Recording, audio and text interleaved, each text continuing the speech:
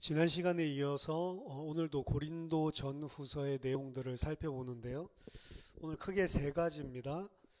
먼저 지난주에도 잠깐 소개했지만 이 고린도 교회에 바울이 경고하고 있는 경계를 하라고 이야기하고 있는 이 슈퍼 사도가 과연 어떤 사람인가?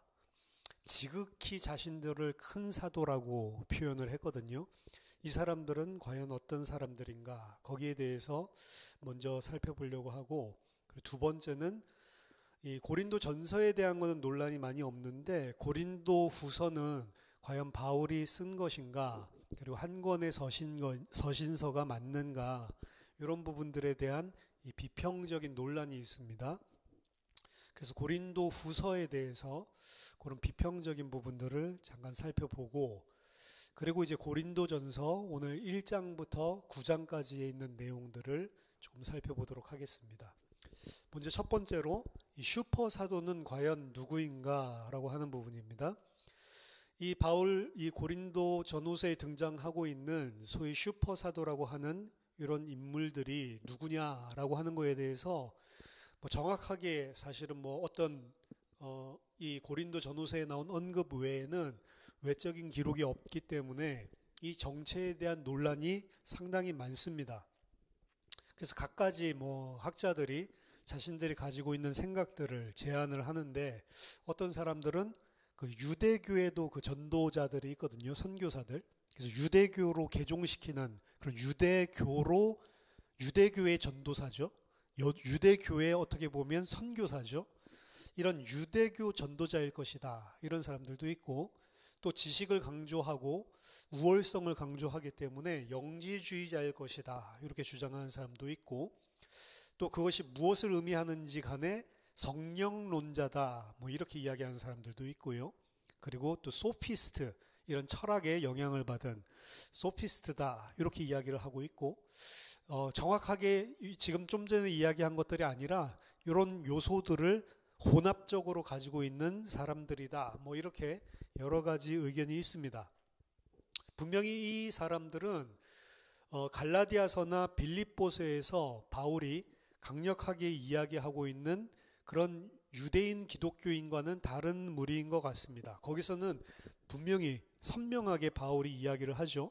기독교인들을 억지로 토라를 따르게 하고, 그리고 할례를 받아야지만 온전한 하나님이 백성이 된다라고 이야기했었던 그런 유대인 기독교 침입자들, 그런 사람들과 같지는 않은 것 같아요. 그 사람들에 대해서는 굉장히 강력하게 그들이 가지고 있는 그런 이 복음이 완전히 왜곡된 것이고, 그건 다시 율법으로 회개하는 것이다라고 강력하게 전투적으로 이 논쟁을 했는데, 여기는 그런 방식과는 조금 사뭇 다르게 이 사람들에 대해서 바울이 잘못된 점들을 지적을 하고 있습니다. 따라서 이 사람들이 누군가라고 하는 것은 사실은 확신할 수가 없는 거죠.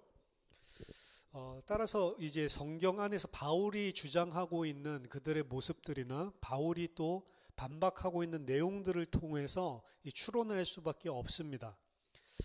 따라서 가장 그럴듯한 시나리오는 어떤 유대인 기독교인들이 고린도에 도착을 했고, 그리고 이 사람들은 자기 자신들이 유대인이기 때문에 특권적인 어떤 지위를 가지고 있다고 자랑하는 자들이었습니다. 고린도 성 자체가 아예 자랑을 최고의 우선순위로 삼는 그런 도시라고 했는데, 이 사람들이 비슷한 성향을 가지고 있는 거죠. 그들은 자신들이 사도이고 그리스도의 종이고 의의 사역자라고 주장을 했고요. 그리고 그들은 뭔지는 모르겠지만 일종의 예루살렘에서 가지고 온 추천서를 가지고 있었습니다. 그렇기 때문에 바울은 이러한 추천서도 없고 자신들보다 더 열등한 사도라고 하지만 자칭 사도다라고 바울을 공격을 했죠. 따라서 그 사람은 다른 사람들보다 기독교인으로서 뛰어난 자신들의 어떠한 것들을 분명히 소유하고 있었고, 그것들을 자신들의 자랑으로 삼았습니다. 또 자신들이 행한 일의 성취를 자신들의 자랑으로 뽐냈습니다. 그리고 바울은 자기들보다 더 열등하고 더 못하고 올바른 진리를 전하지 못하는, 사도적인 영역을 사도가 아니면서 침범한 그런 사기꾼이다라고 주장을 했습니다. 그리고 그들의 이러한 바울에 대한 비판은 바울이 유창하게 아마 설교를 못했던 것 같아요. 글로 우리가 오늘 만나는 바울처럼 실제로 바울이 직접적으로 하는 설교나 이런 내용들은 유창하게 말을 잘 하지는 못했던 것 같습니다. 그래서 바울은 유창하게 잘 말을 할 수도 없고 개인적으로도 권위가 부족한 그런 사람이다라고 하는 인상을 고린도 교인들 안에서도 아마도 가지고 있었던 것 같아요. 그렇기 때문에 우리는 오늘날 바울을 최고로 치지만 사실 고린도 안에는 바울 좋아하는 사람도 있었지만 바울보다 아볼로를 그리고 게바를 좋아하는 사람들도 존재를 했었죠. 바울의 아마 이러한 내세울 것 없어 보이는 초라함 이런 것들을 동조하고 있었던, 그래서 이 바울이 진짜 최고의 종 맞나? 바울이 고린도 교회를 세운 거는 맞지만 이 바울이 이야기하는 것들 우리가 액면 그대로 받아들일 수 있나?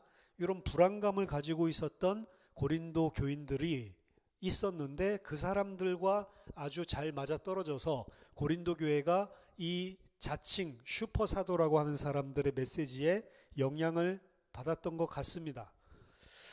그들은 바울보다 더 뛰어난 슈퍼사도들이라고 자신들이 주장을 했고, 그리고 그런 부분들에 이 고린도 성도 안에 흔들리고 있었던 자들이 잘 맞아떨어져서 동조하고 동요하게 됐죠. 그들은 심지어 바울이 손수 자기가 일을 해서 고린도 교회에서 지급하는 사례비라든지 후원금을 받지 않고 실제로 자기가 손수 일에서 노동하는 부분까지도 고맙게 생각하는 것이 아니고 바울을 폄하하는 그런 내용들로 삼아서 바울을 비판했고요. 그리고 그 사도들, 그리고 그 사도들과 함께한 자신들이 바울의 가르침보다 훨씬 더 많은 것을 깨달은 것처럼 그들의 우월성을 뽐냈습니다. 이에 대해서 이제 바울이 반응하는 장면들이 나타나는데요. 바울은 이 슈퍼 사도들을 오히려 거꾸로 공격을 합니다. 이 사람들은 하나님의 말씀을 자신들의 의로 삼고 자신들의 자랑거리로 삼고 하나님께서 하신 말씀을 자신들의 유익을 위해서 팔아먹고 다니는 그러한 사람, 이로 말미암아서 이들이 하나님의 말씀, 진리를 오히려 왜곡하고 있다라고 바울은 주장을 합니다. 고린도후서 2장 17절에 우리는 수많은 사람들처럼 하나님의 말씀을 혼잡하게 하지 아니하고 곧 순전함으로 하나님께 받은 것과 같이 하나님 앞에서와 그리스도 안에서 말하노라. 그러니까 이 사람들이 어떤 사람들이라고 생각하냐면 바울은 하나님의 말씀을 혼잡하게 한다 이렇게 이야기하죠. 고린도후서 4장 2절에도 이에 숨은 부끄러움의 일을 버리고 속임으로 행하지 아니하며 하나님의 말씀을 혼잡하게 하지 아니하고 오직 진리를 나타내므로 하나님 앞에서 각 사람의 양심에 대하여 스스로 추천하노라. 더 강력하게는 바울은 고린도 후서에서 이들은 사탄과 같이 속이는 자다, 광명한 천사처럼 자기 자신을 속이는 자들이고 사탄의 일꾼이다 라고까지 이야기를 합니다. 즉 다른 복음을 전하고 하나님의 진리에서 고린도 교인들을 오히려 떨어지게 만드는 그런 가짜 사탄의 일꾼이고 사역자라는 거죠. 고린도후서 11장 4절에 만일 누가 가서 우리가 전파하지 아니한 다른 예수를 전파하거나 혹은 너희가 받지 아니한 다른 영을 받게 하거나 혹은 너희가 받지 아니한 다른 복음을 받게 할 때에는 너희가 잘 용납하는구나, 약간 비꼬면서 이야기를 하죠. 고린도서 11장 12절에서 14절까지도 나는 내가 해온 그대로 앞으로도 하리니 기회를 찾는 자들이 그 자랑하는 일로 우리와 같이 인정받으려는 그 기회를 끊으려 함이라. 그런 사람들은 거짓 사도요 속이는 일꾼이니 자기를 그리스도의 사도로 가장하는 자들이니라. 이것은 이상한 일이 아니니라. 사탄도 자기를 광명의 천사로 가장하나니. 굉장히 강력하죠. 어떻게 보면 이 사람들은 자랑을 일삼았는데 바울은 그 자랑을 일삼고 사람들에게 인정받으려고 하는 그것 자체가 벌써 거짓 사도가 하는 짓이고, 그리고 하나님의 진리를 가짜로 바꾸는, 변질시키는 자들이다라고 이야기를 하고 있습니다. 솔직히 우리가 봐도 그렇죠. 자기 자신의 잘남을 이야기하고 다른 사역자가 잘못했다라고 이야기하는 것 자체가 이미 복음의 진리랑은 완전히 반대되는 일을 하고 있는 거잖아요. 근데 이 고린도 교인 사람들은 그런 것들을 들으면서도 사실은 분별하지 못할 정도로 고린도 사회에 자기 PR하고 자기 자랑하는 그 문화에 사실은 매몰되어 있었던 겁니다. 고린도서 10장에서도 바울은 이렇게 이야기하죠. 10장 12절에 보면 우리는 자기를 칭찬하는 어떤 자와 더불어 감히 짝하며 비교할 수 없노라. 자기 자신을 뽐내고 자랑한대요. 근데 그런 사람들이랑 우리는 감히 비교할 수가 없다. 그러나 그들이 자기로서 자기를 헤아리고 자기로서 자기를 비교하니 지혜가 없구나. 오히려 이 사람들이 정말 그리스도의 지혜를 가진 자가 아니고 세상적으로 보더라도 속물이죠. 자기 자신이 많은 은혜를 받았다라고 해서 그걸 자랑거리로 삼거나 자기 자신이 많은 하나님의 말씀을 깨달았다고 해서 그걸 가지고 자기 자랑거리를 삼고 자기를 피하라고, 그거 못 깨달은 사람을 자기보다 열등한 자라고 사역자인 바울을 욕하고 있다. 사실 그것만 보더라도 이 사람들은 복음이 아니구나 당연히 알아채야 되는데, 고린도 교인들 중에 그 이야기를 들으면서 야, 저렇게 많은 걸 깨달았고 저렇게 많은 것들을 아니까 진짜 하나님의 종이구나. 사탄이 그렇게 한다라고 바울이 그래서 11장에 강력하게 이야기를 하는 것입니다. 그 침입자들은 자신들의 의의 종이라고 주장을 하고 있지만 사실은 그들의 삶들은, 그들이 나타내고 있는 그들의 모습들은 사실은 하나님의 진리와 정반대되는 자들이죠. 종교와 율법적인 것이고, 그들은 죽음과 심판의 메시지를 사실은 전하고 있는 것입니다. 대조적으로 바울은 새 언약, 이 세상과 다른 가치를 가지고 있는 새 언약의 종으로 성령을 통해서 생명을 전달해주고 진짜 하나님의 영광이 무엇인지를 어떻게 보면 세상이랑 전혀 역설적인 반대의 것인데 거꾸로 그게 바로 의의 사역이다라는 것을 전체적으로 주장을 하고 있습니다. 따라서 침입자들과 달리 바울과 함께하는 동료들은 그들 자신을 내세우거나 칭찬하지 않습니다. 그들은 자기 자신을 자랑하는 것이 아니고 오직 메시아 예수가 주이심을 선포한다라고 이야기를 합니다. 그들의 칭찬은 그들 자신의 인격에서 나오는 것이 아니고 바로 그 메시아로부터 나오는 게 우리들의 칭찬이고 자랑이다라고 이야기를 합니다. 이게 하나님의 백성의, 그리고 진리를 가진 자들의 당연히 나와야 되는 모습이에요. 그래서 우리가 하나님의 백성으로 복음을 많이 깨닫고 은혜를 많이 깨달았다라고 할수록 사실은 우리 자신은 아무것도 아니라는 것들이 드러나야지, 내가 많은 것을 알았다라고 하는 것은 이미 잘못된 거짓 복음인 것을 우리가 알 수 있습니다. 결국 어쨌든 간에 고린도 성도들 자신이 너희들이 바로 나의 추천서 아니냐, 내가 무슨 다른 사람에게 받을 추천서가 있냐, 너희들에게 내가 복음을 전하고 너희 안에 성령이 은혜를 주신 그게 진짜 추천서 아니냐, 누구 사람에게 추천서 받아가지고 내가 이 사람 추천받았으니까 놀라운 자다 그렇게 주장할 필요가 있냐, 너희들 내가 전한 이 복음을 받았는데 하나님의 능력이 내가 전한 복음을 통해서 너희 안에 생명으로 나타났으면 너희 자신이 진짜 추천서 아니냐라고 이야기를 합니다. 이 침입자들은 고린도인들이 바울을 대적하게 하기 위해서 독소를 뿌렸고, 고린도인들은 사실 이들의 세상적인 그런 사상들의 노예화되었고 먹잇감이 되었고, 그리고 이들에게 학대당하고 이들이 짓밟히고 있다라고 바울은 거꾸로 보고 있습니다.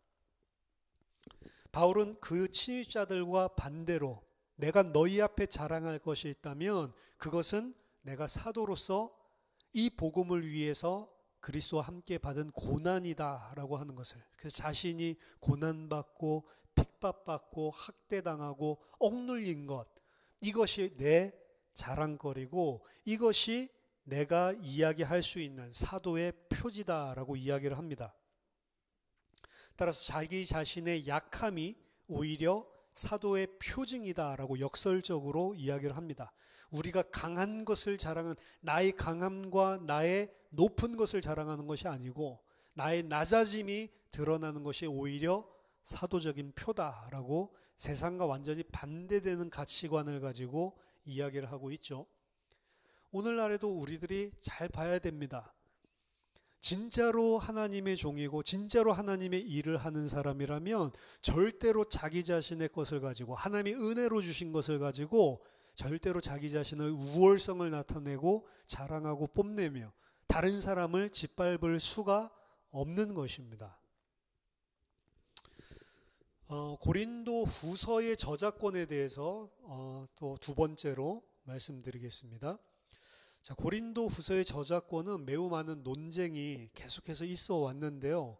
왜냐하면 고린도 후서를 여러분들이 읽어보시면 외견상으로 이 서신서 안에 있는 그 어조, 톤도 계속해서 바뀌고요.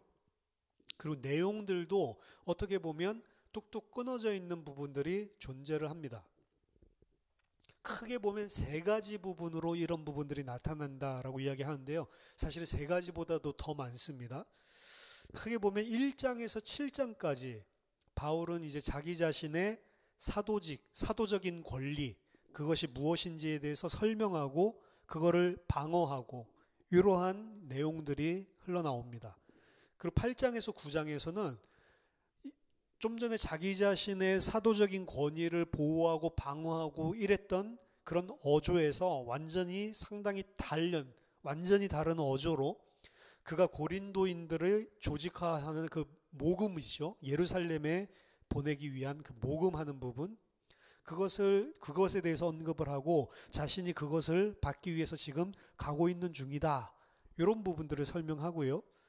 10장에서 13장에서 또다시 아까 전에 이야기했었던 사도적인 권위를 변호하고 그리고 슈퍼 사도들에 대해서 명백하게 반대하고 있는 그런 내용들이 등장을 합니다. 그래서 이 커다랗게 이 세 부분이 이 논리의 흐름을 가지고 한 편의 편지가 아니고 이게 각각 다른 편지들을 모아놓은 것 같다라고 많은 학자들이 느끼는 거예요.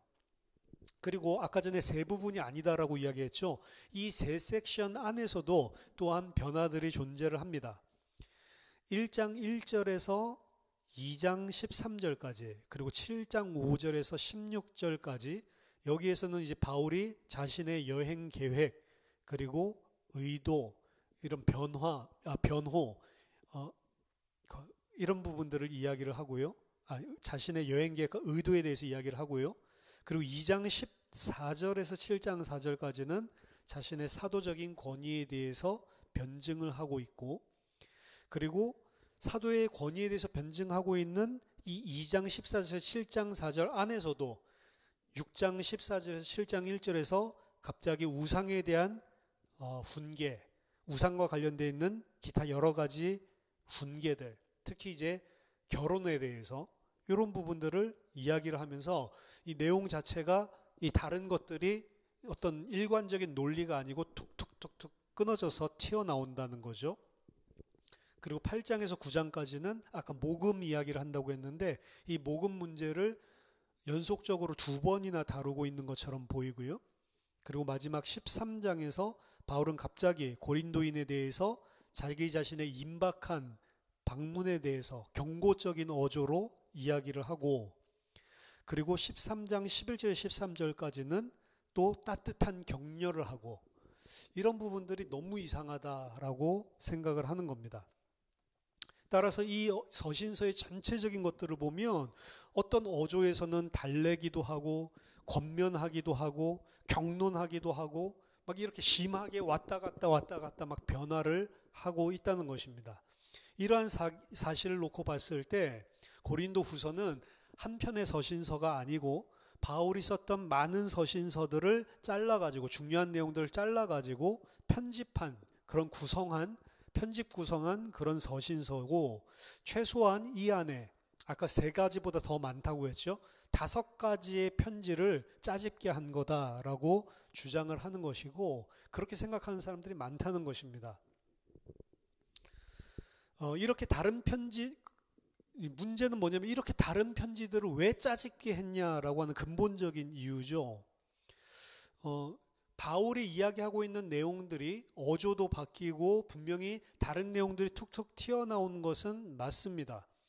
하지만 그것이 이게 정말로 바울의 5가지 편지 혹은 그 이상의 편지를 과연 중요한 내용들 툭툭 짜집기를 한 거냐, 거기에 대해서는 확실한 증거가 없어요. 그냥 증거는 본인들이 이야기하는, 이거 너무 다른 내용들이 툭툭 튀어나오잖아, 이 외견상이 보이는 것밖에는 증거가 없는 거죠. 왜냐하면 초기에 있는 고린도 후서를 보더라도 우리가 가지고 있는 사본들 중에 굉장히 초기의 것들이 있죠.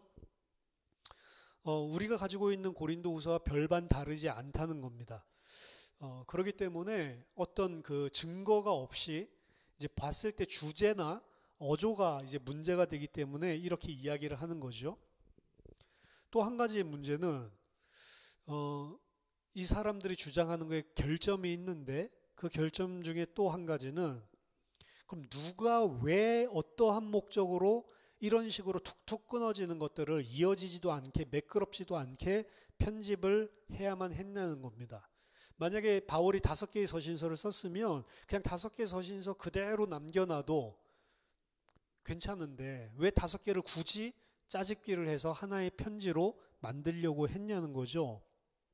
그러한 예가 없기 때문에 짜집기를 할 때에도 뭔가 부드럽고 매끄럽게, 아까 전에 이야기한 걸 보셨지만 뭐 앞에서 A를 이야기하면 B를 이야기하다가 또 A와 관련된 이야기를 하거든요. 만약 편집을 할 거면 A 이야기하는 곳에다 한 곳에 다 모아서 이야기를 하고 B로 넘어가면 되는데 왜 그런 식으로 하지 않고 이렇게 불완전한 모습으로 임의적으로 막 잘라서 붙인 것 같이 편집을 했냐, 이런 부분들이 전혀 사실은 설명이 안 되는 거죠. 하지만 오히려 이러한 이질적인 부분들, 이런 것들이 겉으로 존재하는 반면 전체적으로 바울이 이야기하려고 하는 주제는 통일성이 사실은 존재하는 게 고린도 후서입니다. 고린도 후서 3장 1절에서도 추천서를 가지고 있는 자들에 대해서 이야기를 하고 있는데, 이건 사실은 뒤에서 9장부터 13장까지 이야기하고 있는 슈퍼 사도에 대한 이야기가 이미 앞에서도 슬쩍 언급이 되고 있는 거죠. 또 6장 14절에서 7장 3절과 그리고 12장 20절에서 21절, 이 두 부분에서 바울은 일탈적인 행위의 문제들을 다루고 있고, 아까 전에 다른 소스라고 이야기했었던 것들, 그제 다른 소스들 안에서 서로 사실은 통하는 주제들이 사실은 계속해서 언급이 되고 있습니다. 또한 전체 편지에 걸쳐서 바울이 이야기하고 있는 것은 이 자랑에 대한 부분이에요. 그래서 그런 부분들에 대한 긍정적이고 부정적인 부분들에 대해서 분명하게 다루고 있습니다. 그리고 격려의 주제 또한 전체 안에서 사실은 다 그 아래에서 보이지 않게 흐르고 있는 전체의 맥이라고 볼 수 있고요. 또한 서신서 전체가 다양한 방식으로 바울의 사도적인 소명에 대해서 일관적으로 설명을 하고 있고, 바울의 사역이 어떤 것인지 변호를 하고 있는 내용들이 일관적으로 흐르고 있습니다. 그래서 이걸 다르게 보려면 겉에 드러난 것 가지고 다르게 볼 수 있지만 하나의 서신서라고 가정을 하고 보면 전부 다 통하는 그 흐르는 맥이 분명히 존재를 한다는 거죠. 따라서 이 조지 거스리도 이 신약 개론을 쓰면서 뭐라고 이야기했냐면, 여기에서 바울이 자신의 고통에 대해서 감수성을 호소하던 1장에서, 자신의 결정을 설명하던 1장과 2장에서 고린도인들에게 대해서 그의 선교 사역, 그의 기독교 사역의 진정한 구체화를 권하는 것이든 2장에서 7장, 모금을 장려하는 것이든 8장에서 9장, 그의 대적들에 대해서 고린도인들과 맞서서 싸우든 10장에서 13장, 이 모든 것들이 바울 자신과 고린도 교회와의 관계, 그리고 고린도 교회와 자신 사역과의 관계를 다양한 측면에서 고린도 교회에게 주는 편지로 이야기를 하고 있는 것이지 결코 통일성이 없는 게 아니다라고 이야기를 하고 있습니다. 그럼 왜 이렇게 다른 모습들이 드러나냐? 증명할 수는 없지만 제가 이전에도 한번 말씀드렸듯이 가장 그럴듯한 시나리오는 바울이 한 자리에 앉아서 한 편지로 다 쓰지 않았기 때문이다라고 볼 수가 있습니다. 고린도 후서를 처음에 쓸 때에는 마게도니아에 있을 때 혹은 북부 에베소 거기서부터 드로아 그리고 그리스도로 이렇게 들어가는 여정에 걸쳐서 쓰여진 것이기 때문에 이 서신서를 한 목에 다 쓴 것이 아니고 어떤 곳에서 쓰다가 또 이동하는 여정들 가운데 쓰고 중간에 또 톤이 바뀌는 것은 고린도의 상황을 디도로부터 연락을 받고 그 사실을 받으면서 또 기뻐하고 그들 또 격려하고 또 새롭게 받은 사실들에 대해서 언급을 하고 이러한 내용들이 바울이 한 자리에서 한 목에 쓴 편지가 아니라 여정들에 거쳐서 혹은 또 자기 자신이 또 새롭게 접한 소식들에 대해서 반응하는 형식으로 쓰여졌기 때문에 여러 가지 다른 부분들이 이렇게 우리가 가지고 있는 고린도후서에 산발적으로 나타날 수가 있다는 거죠. 이렇게 보는 거에 대해서 그렇게 볼 수 없다라고 반박할 수 있는 증거 자체가 없습니다. 하지만 여전히 이것 또한 사실은 뭐 증거가 있는 것은 아니기 때문에 둘 다 증거는 없어요. 둘 다 증거는 없는데 그 초기 사본에서도 마찬가지로 우리가 가지고 있는 고린도서 형태를 그대로 가지고 있기 때문에 그냥 우리 정경 안에 들어있듯이 고린도후서를 한 편의 서신서라고 보는 것이 사실은 제일 적합하다라고 볼 수가 있습니다. 그래서 굳이 이 책을 5권의 편지로 쪼개서 볼 필요가 없다라고 하는 거죠. 그래서 이 비평적인 부분들, 이런 부분들에 대해서 잠깐 살펴봤고요. 오늘 이제 남은 시간에는 고린도 전서의 주장에 대해서 1장부터 9장에 있는 내용까지만 좀 살펴보도록 하겠습니다. 첫 번째로 1장 1절에서 9절까지는 서론의 인사를 하고요. 그리고 바울은 고린도 교회가 받은 많은 영적인 은사에 대해서 감사하는 내용이 1장 4절에서 7절에 등장을 합니다. 이것은 어떻게 보면 고린도 교회에 가지고 있는 은사가 감사한 것이긴 한데 또한 고린도 교인들의 문제거리이기도 했습니다. 문제의 근원인 동시에 하나님께서 또 성령으로 은사를 풍성하게 주셨다라고 하는 것은 하나님께서 계속적으로 그들 안에 일하고 계신다는 것에 대한 사인이기도 한 거죠. 그 다음 두 번째로 1장 10절부터 3장 23절까지는 고린도 교회의 파벌에 대해서 아까 파로 나뉜댔죠. 바울파, 게바파 이렇게요. 그리고 십자가의 어리석음에 대해서 바울이 이야기하고 있습니다.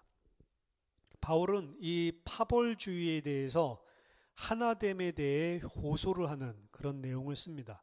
십자가에 못 박히신 메시아이신 예수님은 교회의 정체성에 있어서 유일한 포커스지 어떠한 사람이 될 수가 없다는 거죠. 모든 인간적인 기준들 또한 그것들에 수반되는 사람의 말에 공교한 수사학 이런 것들은 십자가의 메시지에 의해서 아무것도 아닌 것이 되었음을 바울은 인식하고 있습니다.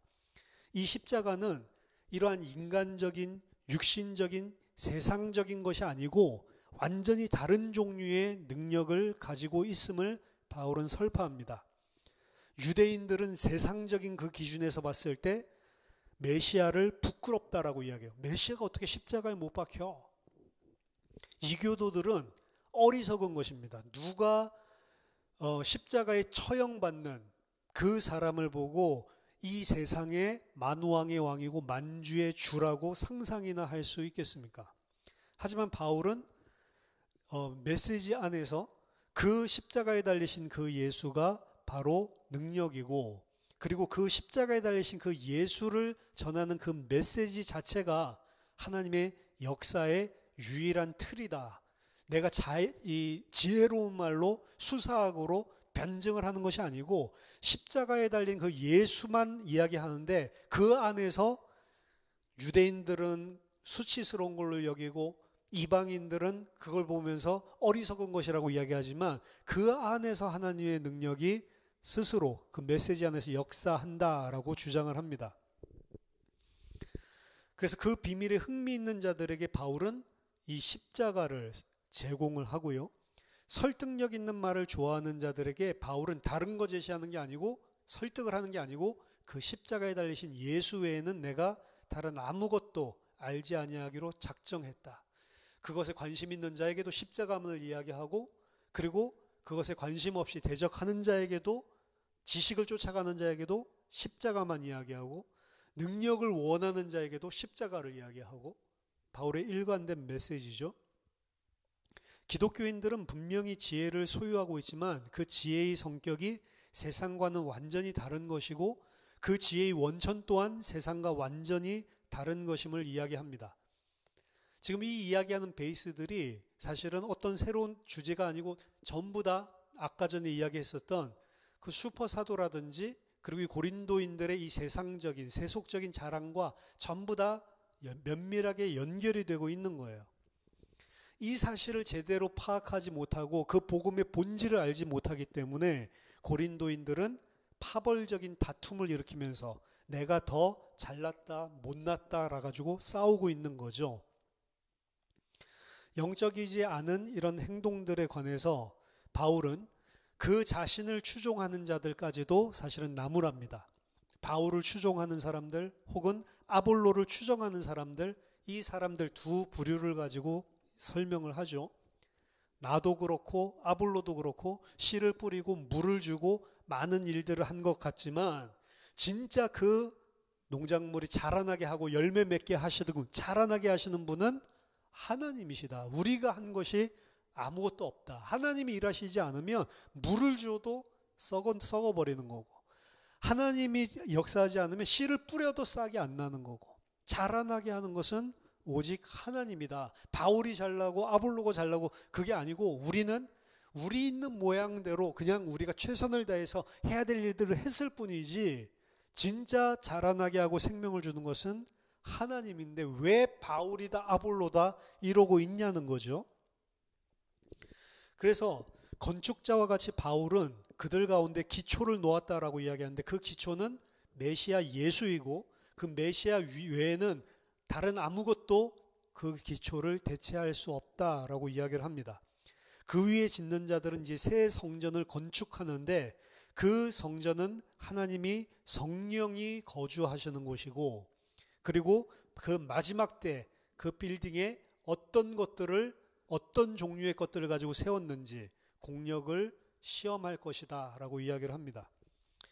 따라서 고린도인들은 절대로 육신적인 세상적인 기준을 가지고 자랑하지 말고 자기 자신을 경계하고 조심해야 된다는 사실들을 이야기합니다.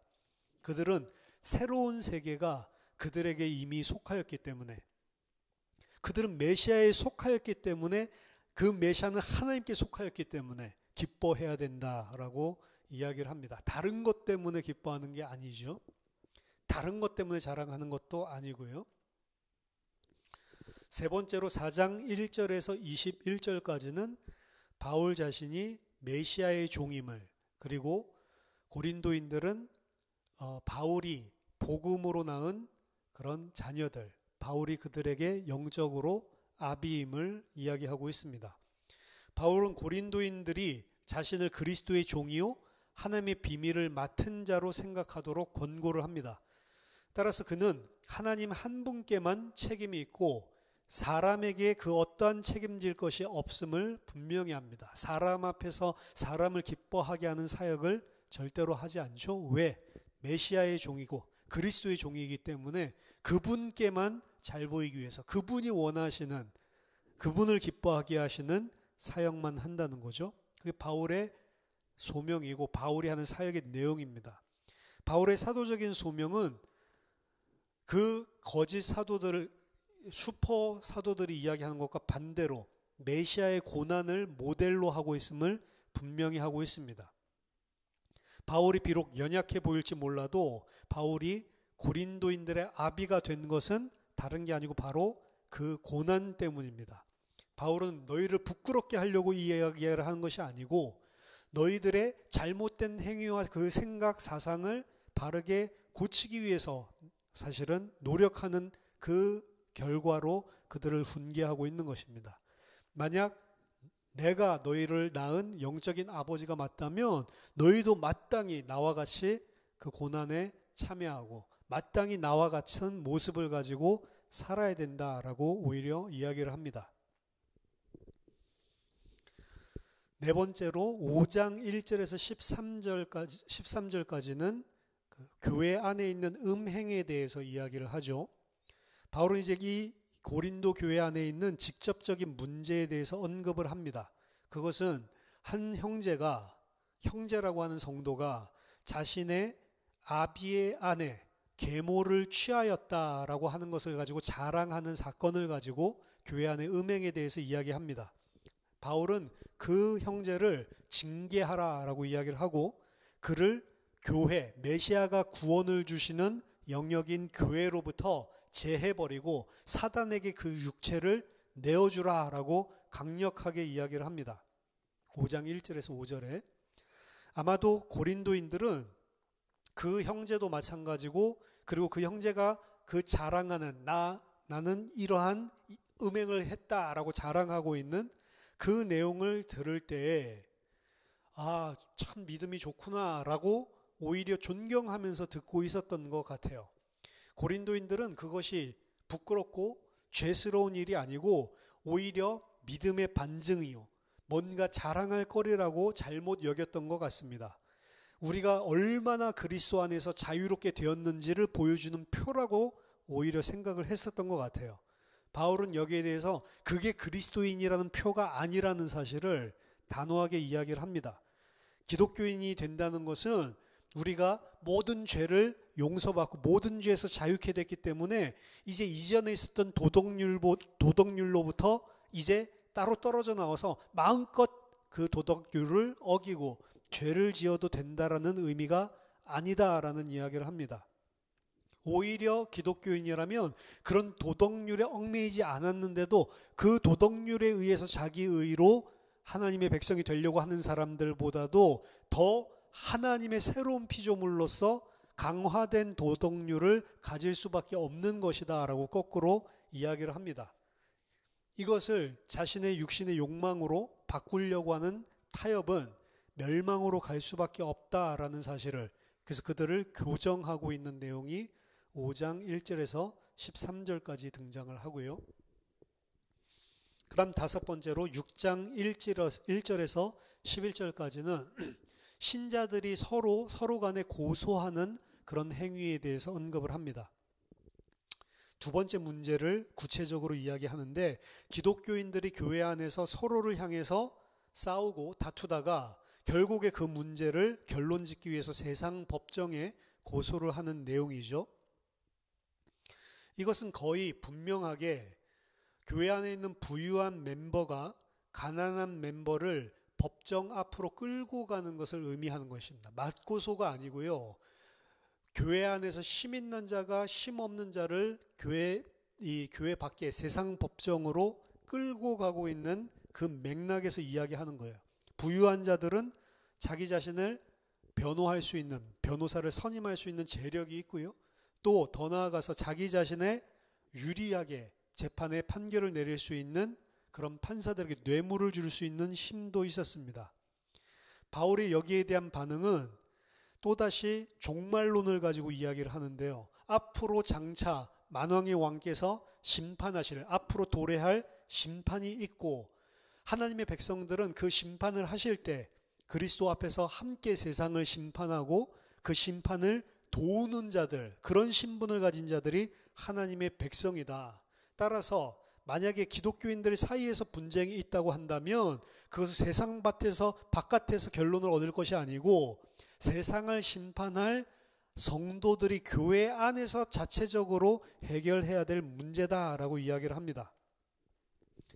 예수 그리스도의 부활에 의해서 시작된 하나님의 나라는 마지막에 완성될 것이지만 그 나라는 그들 자신을 옛 세상에 연계되어 있는 어떠한 행위에 자신들을 내어준 자들을 절대로 포함하지 않을 것이다 라고 경고합니다.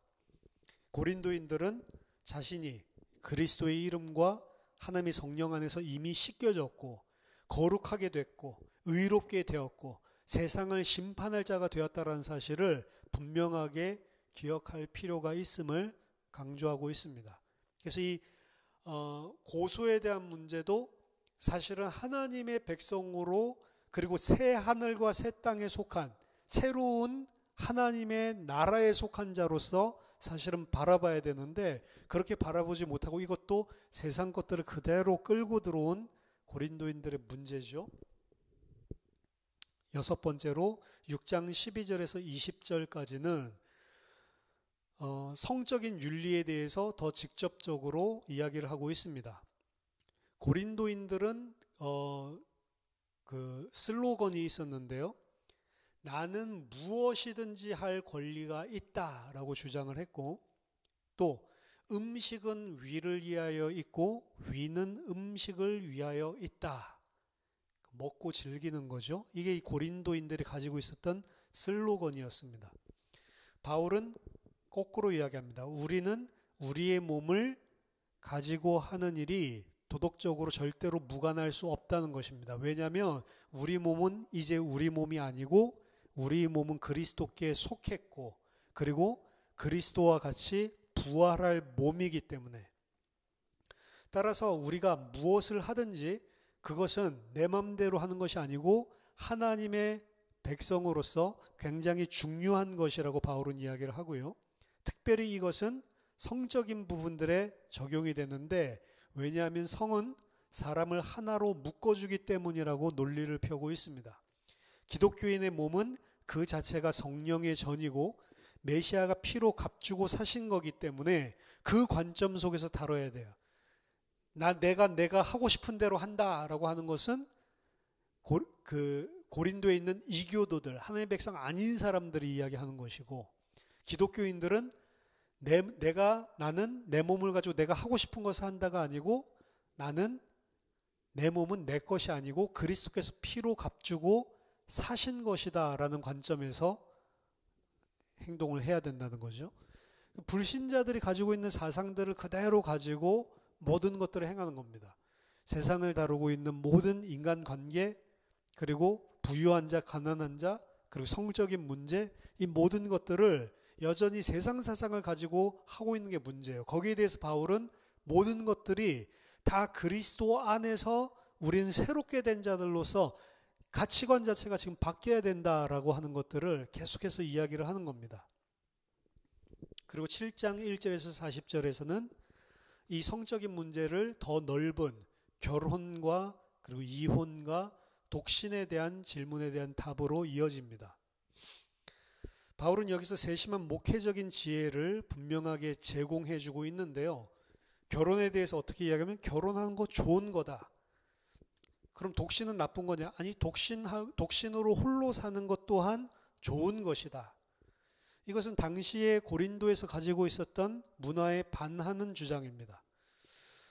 그리고 바울은 만약에 불신자 배우자가 기독교인을 떠나기 원한다면 이혼 또한 허용을 하고 있습니다. 그리고 그 이혼을 허용한다는 것은 그 안에서 또 재혼을 허용하는 것이죠.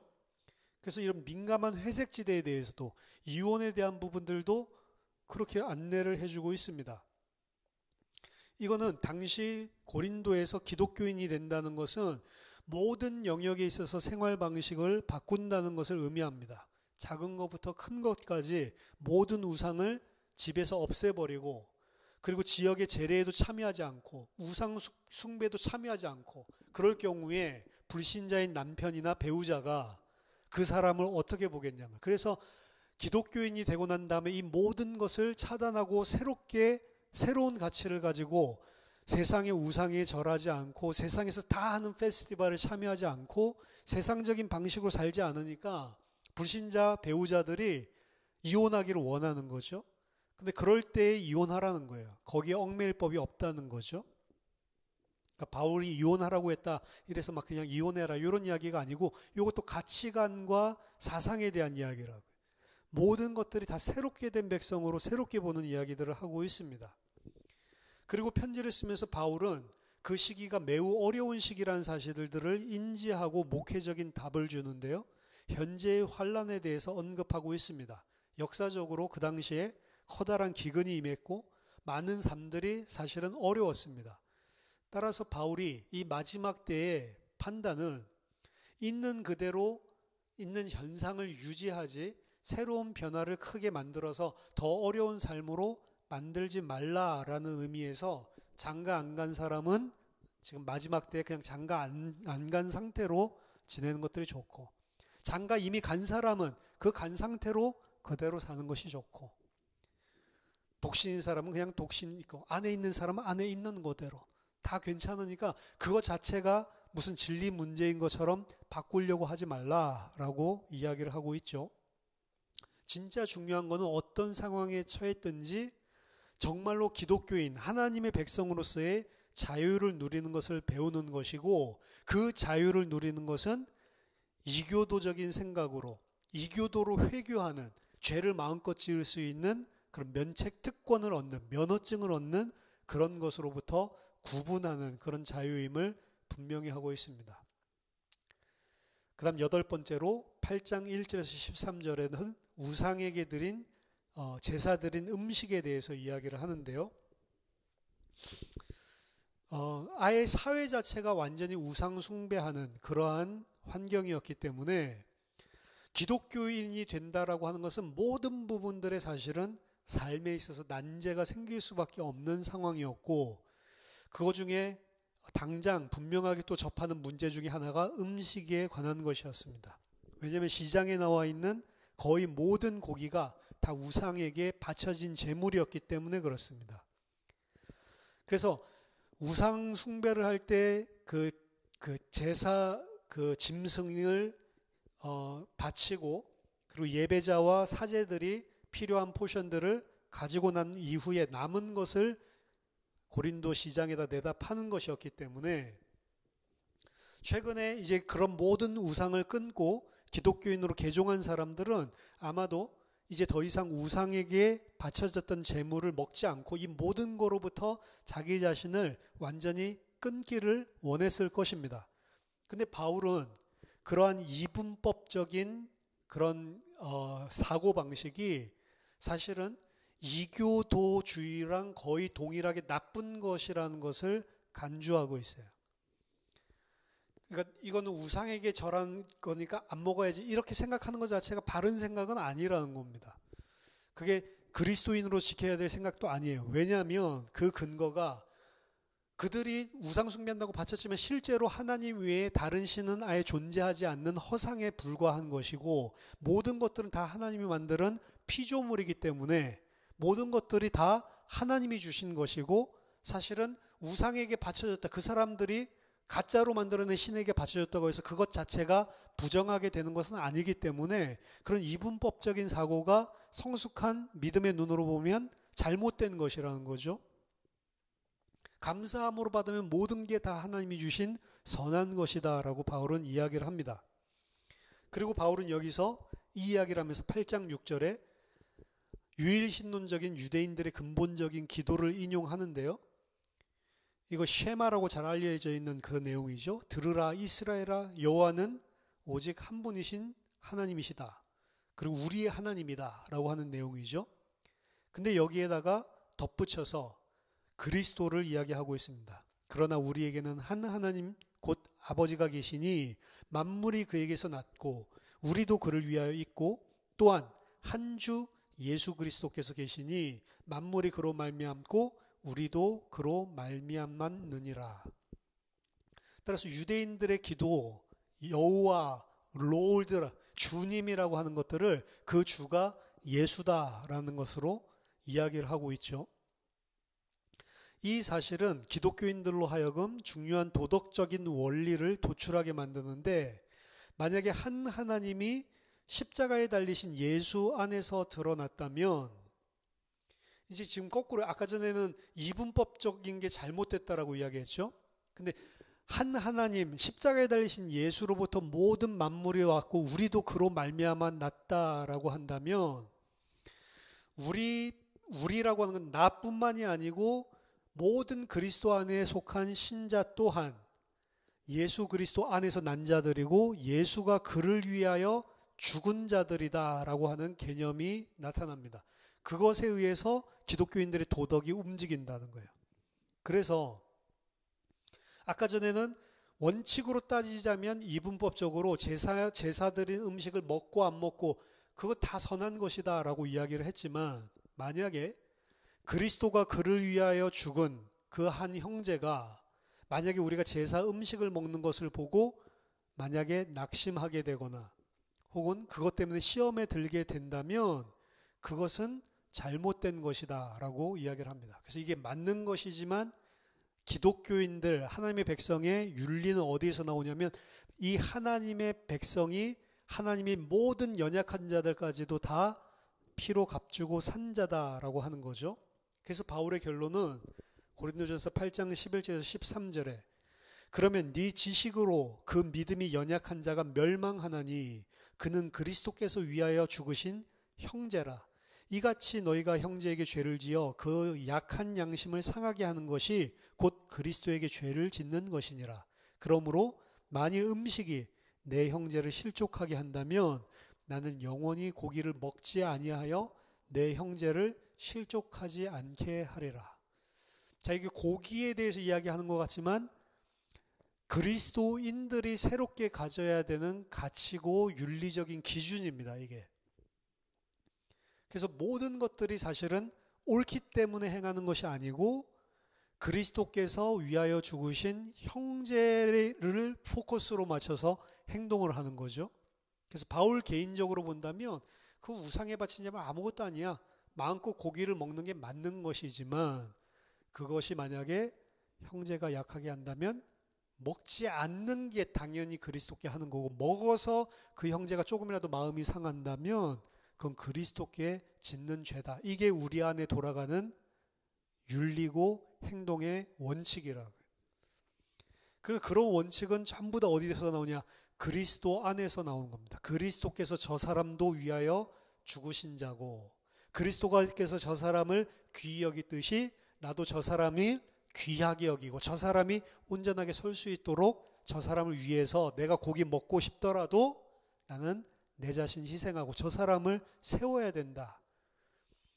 사실 이 8장에서 이야기해 준 부분만 됐다면 성도들끼리 서로 고소하는 일도 없었겠죠. 이 8장에서 이야기하는 것이 그리스도 안에서 모든 것을 보고 내가 아니고 그리스도, 내가 아니고 그리스도께서 나를 사신, 내 주장이 아니고 나를 위해 사는 게 아니고 그리스도께서 나를 값주고 사셨기 때문에 그리스도 중심으로, 사실 이 가치관으로 바뀐다면 지금 언급하고 있는 이런 문제들은 고린도 교회 안에 없었을 것입니다. 마지막 오늘 9번째로 9장 1절에서 27절에 사도 바울의 권리와 분투에 대해서 이야기를 합니다. 이제 그 후에 바울은 기독교인들의 자유가 실제로 어떻게 작동하는지 자기 자신의 예를 들어서 설명을 합니다. 바울은 자유합니다.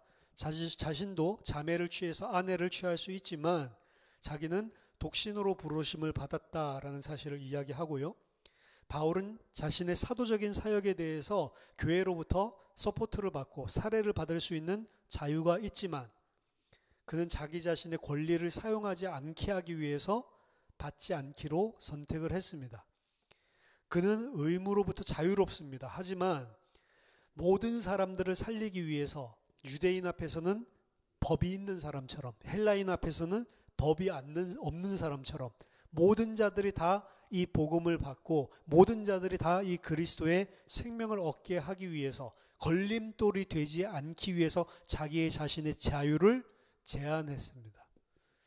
자유는 우리가 마음껏 내가 하고 싶은 것을 할 수 있다라고 하는 것이 아니고, 그것보다는 상을 받기 위해서 선수가 최선을 다해서 뛰어가듯이 선수가 마음껏 그 일을 위해서 열심히 훈련할 수 있는 자유가 있듯이, 그러한 자유지 내가 하고 싶은 대로 하는 것이 아니다. 그게 그리스도인의 자유가 아니다라는 점을 자기 자신의 예를 가지고 이야기하는 거예요. 사실 이 9장에서 이야기하고 있는 게 굉장히 핵심적인 것입니다. 이것이 있었으면 이방인들처럼 성적인 음행을 하고 그것을 자랑 삼는 일은 절대로 없었겠죠.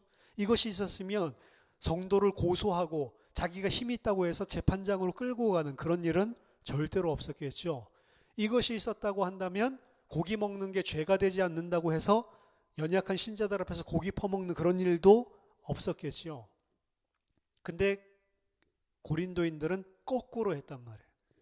연약한 자들 앞에서 고기 먹어도 되는 건데 뭘 이거 가지고 아직도 믿음이 없어? 고기 막 퍼먹고.